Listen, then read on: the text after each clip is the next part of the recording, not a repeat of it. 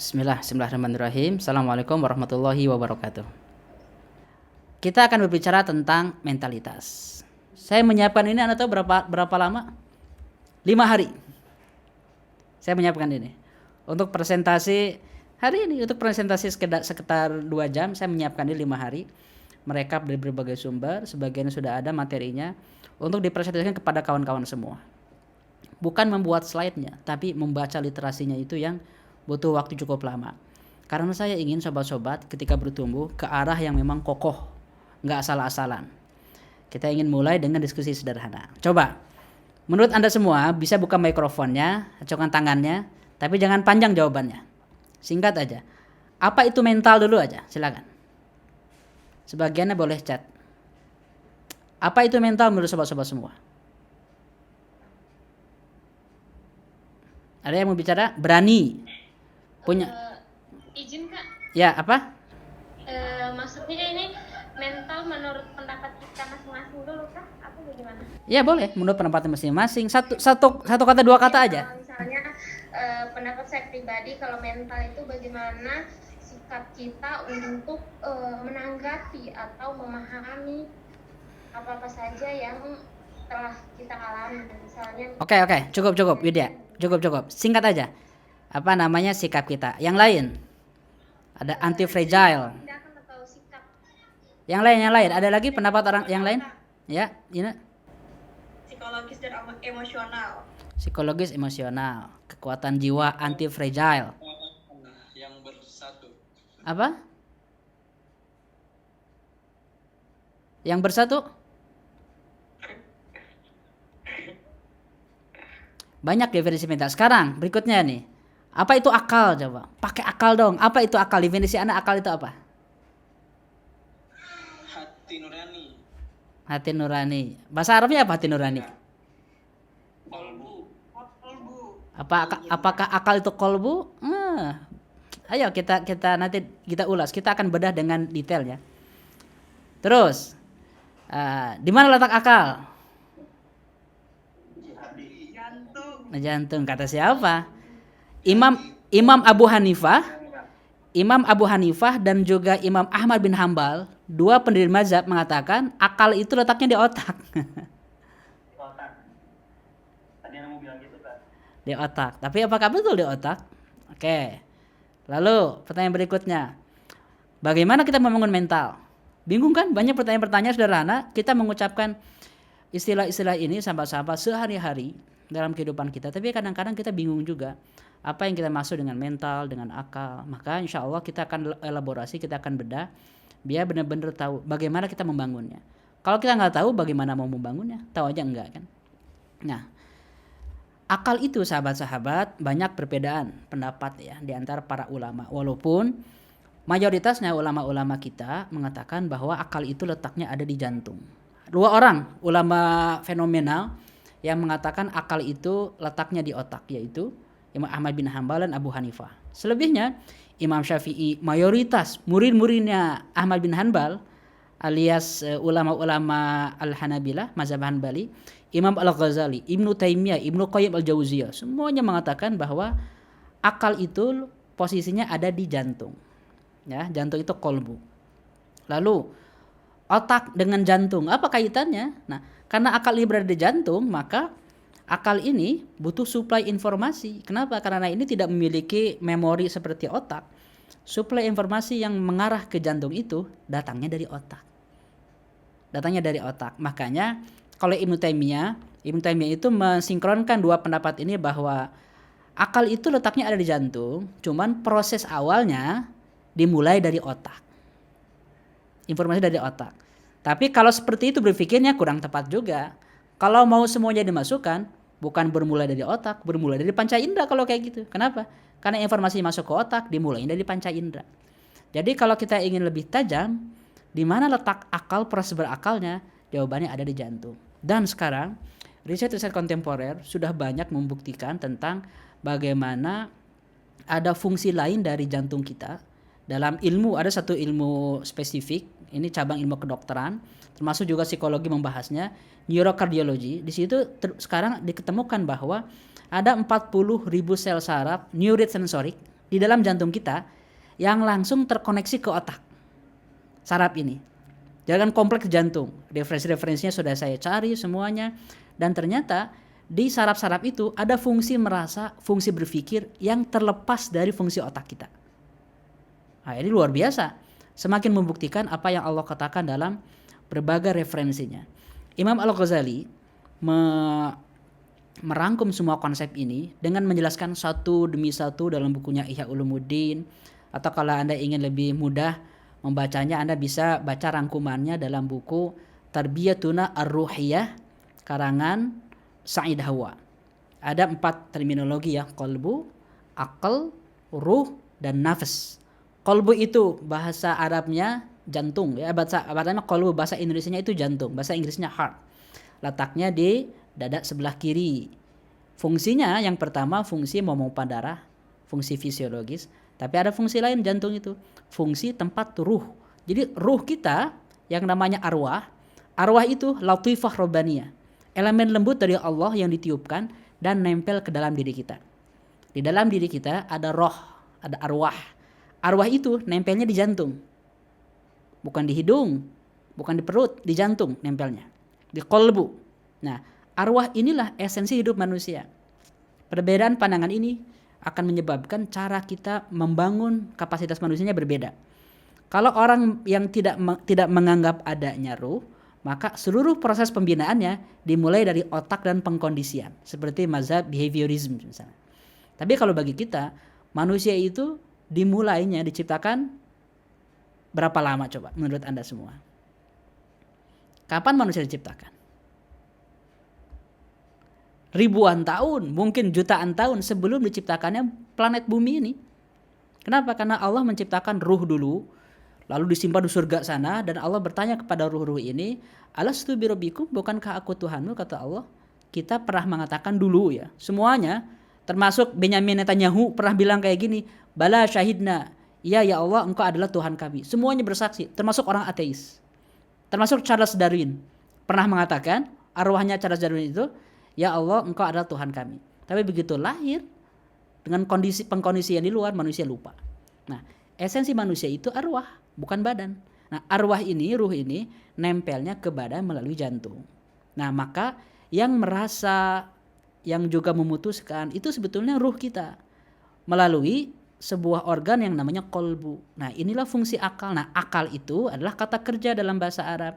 Tidak ada istilah akal dalam Al-Quran. Yang ada akal itu berbentuknya kata kerja, ya'kilun, berakal. Bukan sebuah kata benda, bukan ada bendanya akal itu. Nah, yang bendanya adalah jantung. Nah, jantung ini merasa, si qalbu ini merasa, memutuskan, menimbang, memilih, sehingga proses ini disebut proses berakal.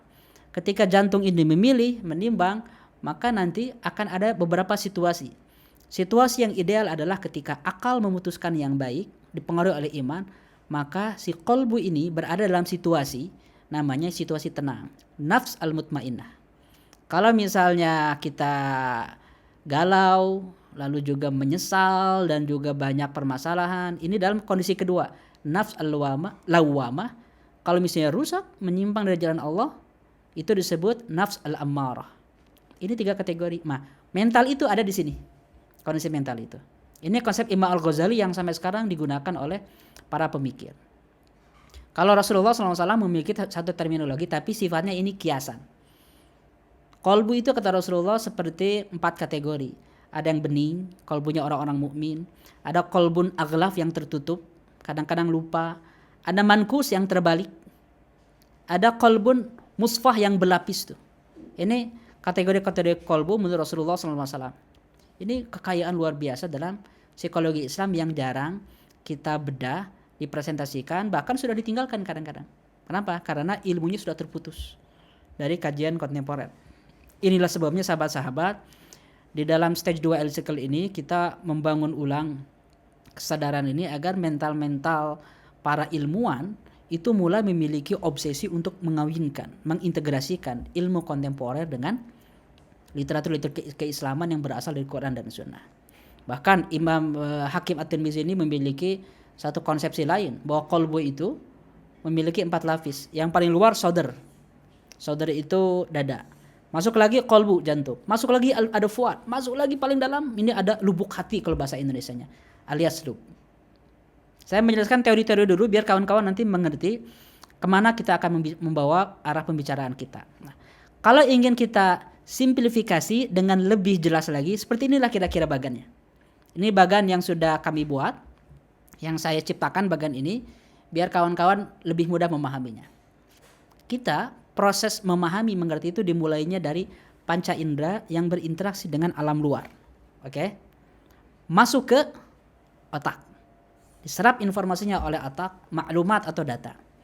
Data ini diolahnya, diputuskannya bukan oleh otak.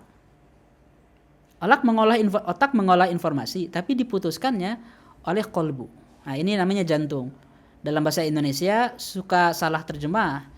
Jantung kita terjemahkan menjadi hati. Itu rancu. Nggak tahu siapa yang bikin pertama kali itu. Kolbu itu menjadi hati. Karena coba lihat, kan kita nggak konsisten ketika bilang heart attack, apa terjemahannya coba? Serangan jantung. Kalau broken heart? Patah hati. Nah, gimana? Bingung kan? Anyway, itu ada banyak kebingungan terminologi. Kita fokus aja, kita tidak menggunakan kata hati biar firm dulu konsepnya. Saya menggunakan kata kolbu, yang artinya itu jantungnya. Nah, jantung ini, kolbu inilah yang sahabat-sahabat tempat melekatnya ruh. Lalu ruh ini memilih jiwa kita atau arwah kita, memilih untuk soleh, untuk rusak, untuk ancur-ancuran, untuk selamat atau menuju kemaksiatan, memilih. Hasil dari pilihan-pilihan kita itulah yang menjadi kondisi jiwa kita. Nah, ini sebelum adanya ilmu psikologi modern, sebelum ada William James, sebelum ada Sigmund Freud, sebelum ada Skinner, sebelum ada tokoh-tokoh Maslow, ulama-ulama kita sejak zaman dulu sudah memiliki konsep yang sangat kaya dalam ilmu akhlak, ilmu adab, ilmu tasawuf, banyak ilmu-ilmu ini. Itu menjelaskan konsepsinya. Nah, konsepsi itu nggak ngasal, nggak tiba-tiba lagi ngelamun, ngarang 3 kategori kolbu, ngarang enggak.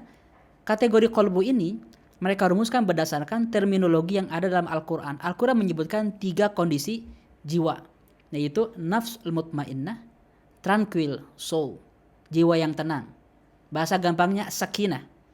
Nah, ini kawan-kawan yang gemar tema pernikahan, ini sakinah harus paham sakinah artinya apa. Sakinah itu bukan diem nyaman nyantai, bukan. Sakinah itu adalah tenang tuh, stabil, kokoh. Sakinah itu. Nah, nafsul mutmainnah. Tapi kalau misalnya kita banyak melenceng-melencengnya, pernah nggak kalau Anda maksiat terus ada perasaan gini, aduh menyesal, saya nggak akan mengulanginya lagi, tapi diulangi lagi? Pernah? Itu kan menyesal, regretful. Regretful itu, menyesal itu dalam psikologi itu menciptakan banyak sekali masalah perasaan, masalah mental kan. Depresi, lalu juga anxiety, banyak masalah-masalah mental akibat karena kita salah melakukan sikap. Bahkan ada mentalitas time travel mentality. Kita ingin kembali ke masa lalu. Pernah mikir kayak gitu? Aduh, andaikan. Itu kan menyesal. Ada penyesalan yang pernah kita lakukan, dan kita ingin kembali ke masa lalu. Itulah kondisi nafs al-lawamah. Jiwa yang lawamah itu yang menuduh terus, yang menuduh saya insecure macam dari sini nih. Blaming soul. Yang lebih rendah lagi, kondisi jiwa, yaitu ketika dia ini ikut terus, memerintahkan terus hawa nafsu ini, yang disebut hawa nafsu. Kamu mah hidup tuh pakai hawa nafsu. Nah, di sini nih. Nafsu itu netral ya, an-nafs itu netral. Tapi kalau yang dimaksud dengan hawa nafsu dalam bahasa Indonesia atau namanya nafsu yang jelek, itu adalah kategori nafsu yang ketiga. Nafs ammarah atau commanding soul, nafsu yang menyuruh terus pada kemaksiatan. Nah, kondisi-kondisi jiwa seperti inilah yang disebut dalam bahasa Arab an-nafsiyah. Kondisi dalam bahasa Inggris disebutnya mentality. Maka sahabat-sahabat, kalau Anda ingin tahu di mana posisi mental itu posisinya di sini nih.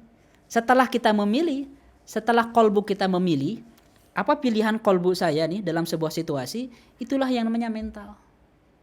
Mentalitas kuat, lemah, di sini. Kondisi nafs mutmainnah, lawamah atau amarah. Nanti kondisi mental ini, sahabat-sahabat, akan terlihat dalam suluk, dalam perilaku. Dalam perilaku. Misal, ketika ada masalah, saya nggak mau kabur dari masalah ini. Ada mentalitas mutmainah, yakin dengan pertolongan Allah, yakin dengan diri sendiri, I will move. Saya akan bergerak, saya akan menyelesaikan. Nanti suluknya, behaviornya itu menjadi problem solver. Bukan hanya Richard solver ya, di sini ada solver. Jadi problem solver. Jadi Sari Asih solver, jadi ini Dewi solver. Semuanya menjadi problem solver. Kenapa? Dari sikap jiwa yang namanya bertanggung jawab. Muncullah behavior, tapi cuma sekali. Taunya 3 tugas berikutnya kabur lah, dia tidak bertanggung jawab. Tapi kalau 10 tugas, 20 tugas, 100 tugas, dia selalu tuntaskan. Jadilah karakternya, habitnya karakternya adalah orang yang bertanggung jawab. Tapi dimulainya dari sini. Kebayang sekarang skemanya? Biar kawan-kawan memahami. Pemahaman kita akan skema ini akan mempengaruhi cara kita memperbaiki diri. Self development, self growth. Dalam istilah psikologi, intervention. Bagaimana cara kita mengintervensi perubahan orang? Itu ada caranya, tapi cara itu tergantung dari konsepsi yang kita pahami, kawan-kawan. Nah, itu. Nah, sekarang tambahannya biar kawan-kawan makin yakin ya. Dari mana prosesnya? Karena berhubungan, proses mental itu berhubungan dengan proses berakal. Akal itu dalam Al-Quran tidak berbentuk kata benda. Tidak ada bendanya, tidak ada bentuk organnya. Akal itu kata kerja. Makanya dalam Al-Quran, kata berakal itu umumnya menggunakan fi'il mudhari atau fi'il madhi. Ya'kilun, ta'kilun, aqaluhu, berakal artinya. Na'kilu, kami berakal. Tafakkur, tadhakkur, tadabbur, an-nadhar. Nadhar ini sekarang berubah menjadi ini. Lagi ta'aruf, mau ngelihat dia cantik enggak, ganteng enggak, nadhar itu. Nadhar itu artinya analisa sebetulnya. Arti aslinya ya. Cuman jadi jangan direduksi menjadi terminologi khusus dalam bidang tertentu. Fiqh itu artinya pemahaman mendalam. Ini referensi-referensinya sahabat-sahabat. Jadi jangan sampai salah bahwa akal itu tidak ada bendanya. Yang ada adalah kata kerja. Makanya Allah Subhanahu wa taala mengatakan tentang akal dan siapa yang berakalnya. Afalam yasiru fil ardi fatakuna lahum qulubun yaqiluna biha. Anda baca terjemahnya. Apakah tidak pernahkah mereka tidak pernahkah melakukan perjalanan di muka bumi sehingga kolbu mereka, kolbu jantung mereka dapat berakal. Telinga dapat mendengar. Bukan mata yang buta, tapi yang buta adalah kolbu yang ada di dalam dada. Nah, ini dalil terkuat. Kalau yang nggak beriman, ini tidak dianggap dalil terkuat. Kenapa? Karena tapi kan. Tapi kalau misalnya kita yakin dengan Al-Quran, diksinya itu jelas. Kalau ingin ditakwilkan, ada konsep namanya takwil. Kita anggap teks itu kiasan, lalu kita takwilkan. Tapi itu nggak sembarangan. Saya mentakwil nggak bisa ngarang. Mentakwil itu harus ada qarinah. Qarinah itu adalah ada bukti. Jadi sahabat-sahabat, kalau kita mengkaji psikologi, lalu juga mengkaji literatur Islam, mengkaji Quran dan Sunnah, luar biasa kaya sekali bagaimana konsepsi tentang kolbu ini akan mengubah cara pandang kita tentang kehidupan, akan mengubah cara kita membangun manusia, akan mengubah juga cara kita untuk mengintervensi perubahan perilaku, sahabat-sahabat. Ini dalam Al-Quran jelas ya tentang bagaimana posisi kolbu itu yang letaknya di dalam dada.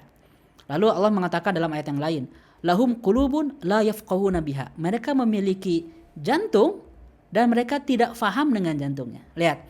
Jadi fungsi jantung itu, kalau fungsi fisiologis kita sudah faham. Fungsi jantung itu berakal, memahami, tafakur, tadabbur dalam Al-Quran. Maka kesimpulannya ini dirangkum dengan sangat baik oleh Imam Al-Ghazali. Qalbu itu, jantung itu sesuatu yang halus latifah, bersifat ketuhanan robbaniyah, karena di situ ada ruh, esensi manusia, bukan tubuh. Maka bisa jadi sahabat-sahabat tubuh kita sudah tidak ada, tapi manusia masih hidup. Kata Allah Subhanahu wa taala mengatakan apa? Bal ahya. Mereka ini yang sudah mati di jalan Allah itu justru mereka hidup. Kenapa? Karena jiwanya masih mempengaruhi manusia. Jiwanya di alam kubur itu masih ada, masih berdampak. Itu hidup. Walaupun raganya udah enggak ada. Bagaimana kalau ini, sahabat-sahabat?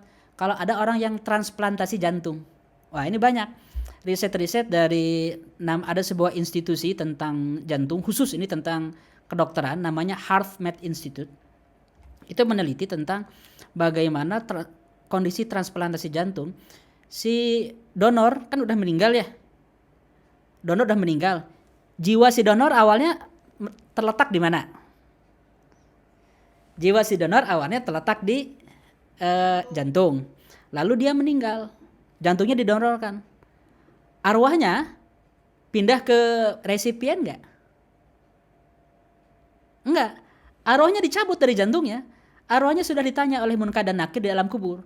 Tapi jantungnya sudah tidak lagi menempel dengan arwahnya. Jantungnya ini hanya bersifat biologis yang dimasukkan ke badan orang. Maka jantung si penerima yang sudah rusak diganti dengan jantung yang baru. Nah, ruh yang baru itu, ruh si orang yang ada itu. Apa ini ada gempa di Bandung? Ya tadi ada gempa memang pagi-pagi. Masih kerasa gempa gak?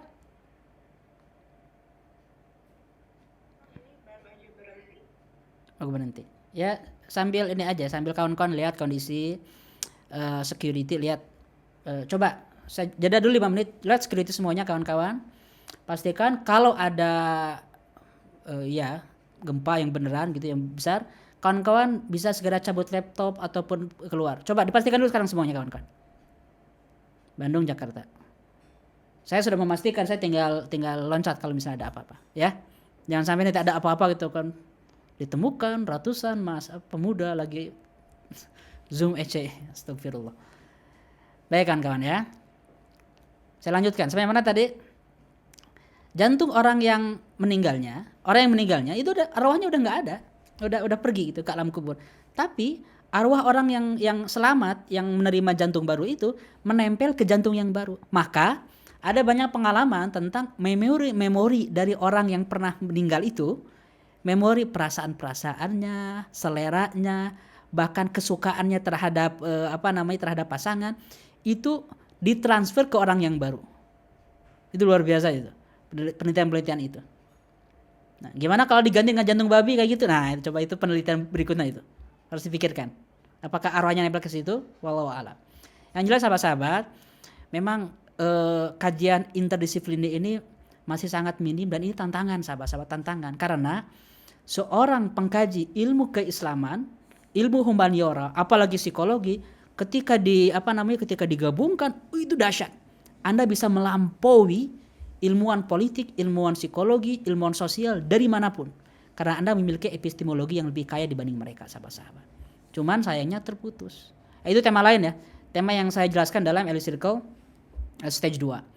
Nah, sekarang proses berakalnya kayak gimana? Proses singkatnya. Otak menerima informasi, data. Lalu data ini diteruskan, disimpan di otak, diteruskan untuk diproses. Kalau orang nggak pakai akal, berarti dia bersikap dengan insting, dengan hawa nafsu tadi, nafsu amarah. Tapi kalau orang pakai akal, nah dia menimbang dulu. Dalam bahasa Arab, akal itu artinya mengikat, pelanan diikat. Jadi nggak seenaknya kita bebas diikat oleh sebuah norma.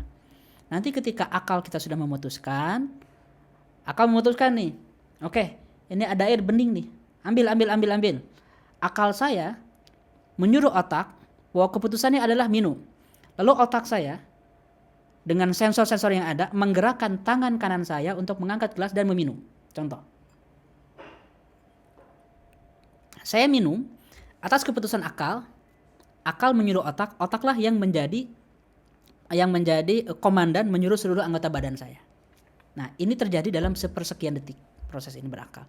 Nah, proses ta'akul ini adalah proses bagaimana kolbu kita atau jiwa kita yang terletak di dalam jantung untuk memilih sahabat-sahabat. Sehingga kesimpulannya nih, kita terjemahkan dengan sangat singkat. Terjemah banyak kalau Anda lihat di berbagai referensi. Tapi salah satu kendala dari definisi itu dibatasi oleh referensi ontologi, dibatasi oleh akidah. Tidak ada definisi yang netral, sobat-sobat. Saya sudah merangkum definisi ini berdasarkan epistemologi Islam. Bahwa mental dalam bahasa Arab disebutkan nafsiyah, adalah sikap jiwa. Nih, jiwa itu kalau dalam bahasa Arab itu arwah atau sikap ruh. Sikap ruh kita bersikap setelah melalui proses berakal dari otak ke jantung.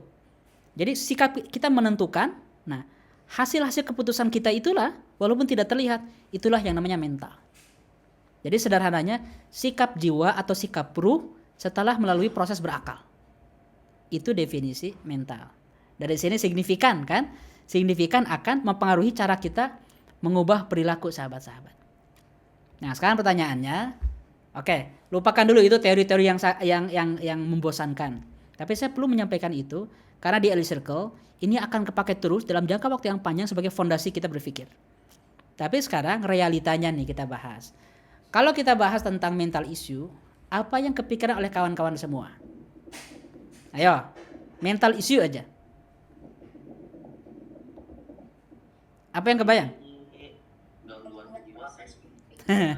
Gangguan jiwa. Apa lagi? Terus? Jiwa yang rapuh, kondisi jiwa. Depresi, overthinking. Terus apa lagi?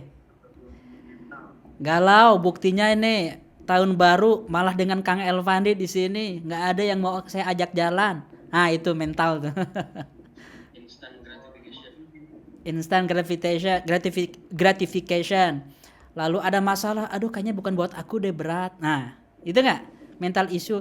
Kayaknya ini workspace-nya nggak cocok bagi saya. Inner child, luka masa lalu, duka karena ditinggal orang-orang tercinta. Coach Surya marah-marah dan saya jadi jiper. Nah, itu mental tuh. Ya, itu mental semua kawan-kawan. Itulah tema-tema yang kalau Anda searching, ya, yang Anda searching itu, kalau Anda searching keluar apa, itu bukan berarti tema itulah yang dimaksud dengan mental issue. Di sini ada Kang Zen nggak di sini? Kang Zen, kita panggil. Kang Zen. Oh ada, alhamdulillah. Nah Kang Zen ini ahli mental nih, ahli mental. Semua orang dicampuri hidupnya, diintervensi, karena memang istilah itu intervensi kan. Nah, Kang Zen menyampaikan banyak topik tentang itu. Kenapa? Karena Kang Zen mengidentifikasi memang itulah yang dihadapi oleh anak-anak muda. Jadi ketika kita riset dimanapun, kajian mental yang aslinya itu tertutupi oleh realita yang terlalu banyak tentang masalah mental. Maka ya wajar kalau kita bikin program ataupun bikin acara ya menyelesaikan masalah kawan-kawan ini.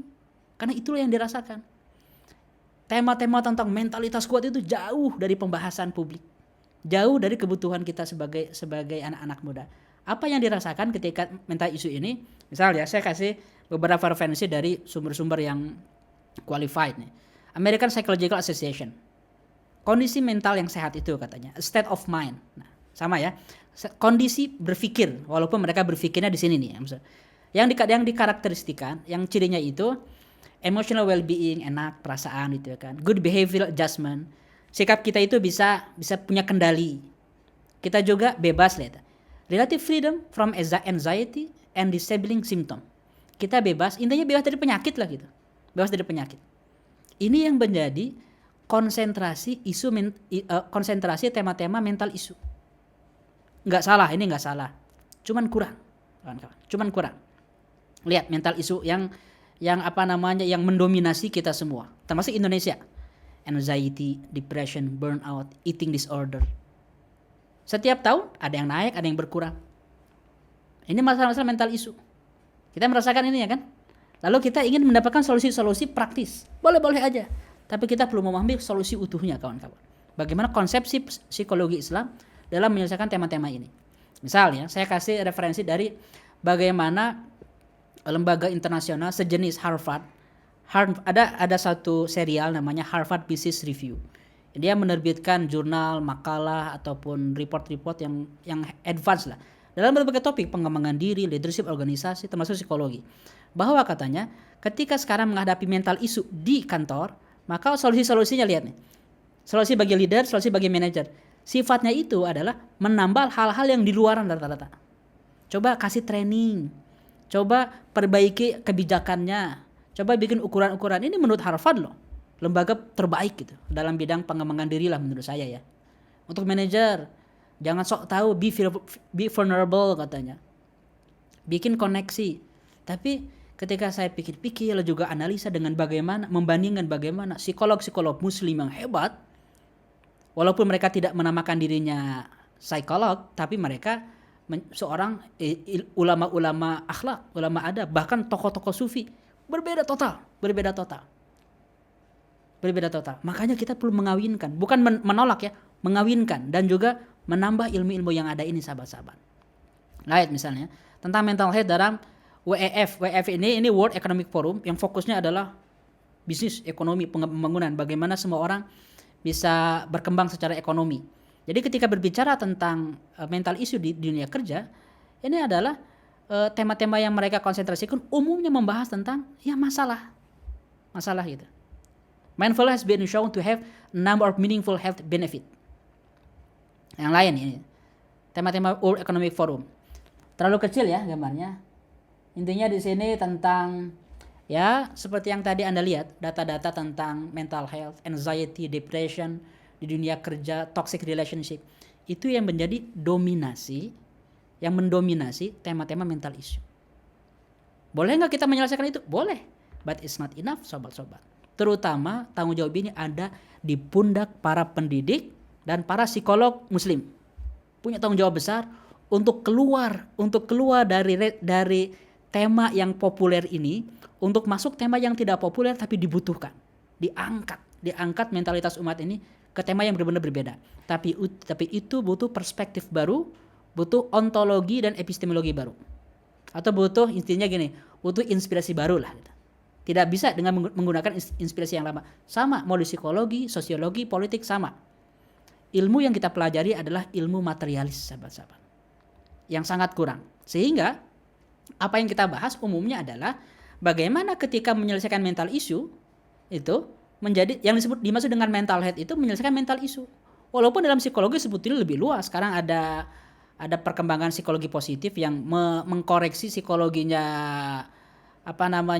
psikologi bengkel psikologinya Sigmund Freud yang mempersepsikan manusia punya kerusakan sejak kecil, sejak awal gitu kan. Ini perlu diperbaiki.